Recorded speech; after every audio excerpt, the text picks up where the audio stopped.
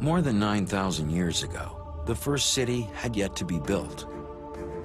Most sedentary people lived in hamlets like the one R discovered. Yet as villages thrived and grew, the first towns appeared.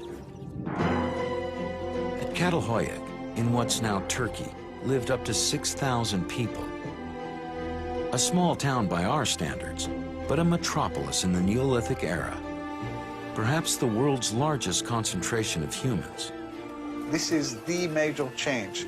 Instead of smaller sites that prevailed in the Paleolithic, you suddenly have your whole community living together.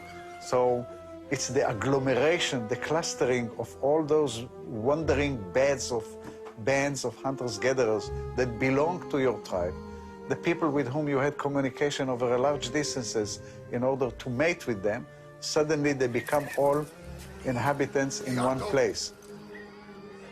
Many houses were made of bricks and bricks of raw clay, free, abundant, and easy to handle.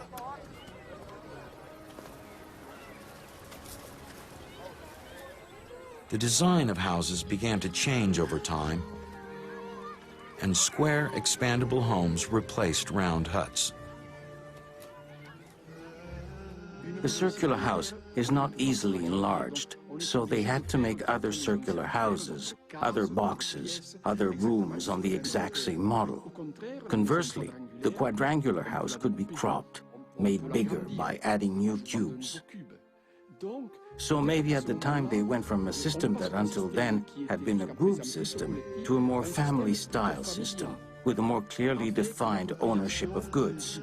Therefore, you always have to imagine that these architectural changes were underpinned by mindset changes and societal changes. When mankind quit the nomadic life and settled down, he entered an era of invention and innovation. Agriculture is taking shape. Wheat and barley from the Fertile Crescent spread to Europe and India. Rice and millet grow in China. Corn, potatoes, and peppers in America. Sorghum in Africa. When he selects seeds from the hardiest plants, man becomes the first species to improve on nature. And when he clears the land, he makes the landscape more human.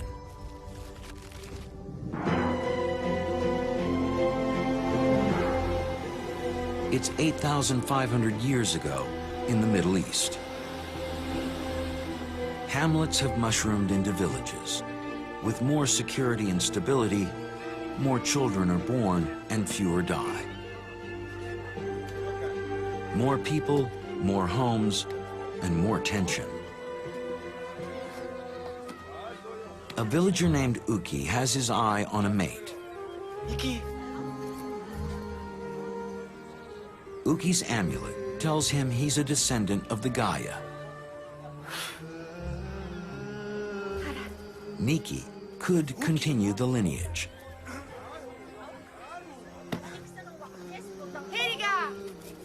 The village boasts a revolutionary addition, but no one lives here.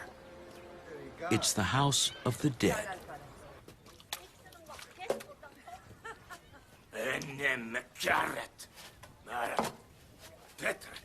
To remember the ancestors, villagers preserve their skulls and paint their faces to resemble who they'd been.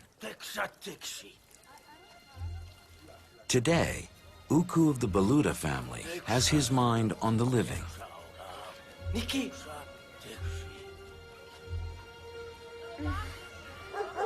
Niki has two rivals.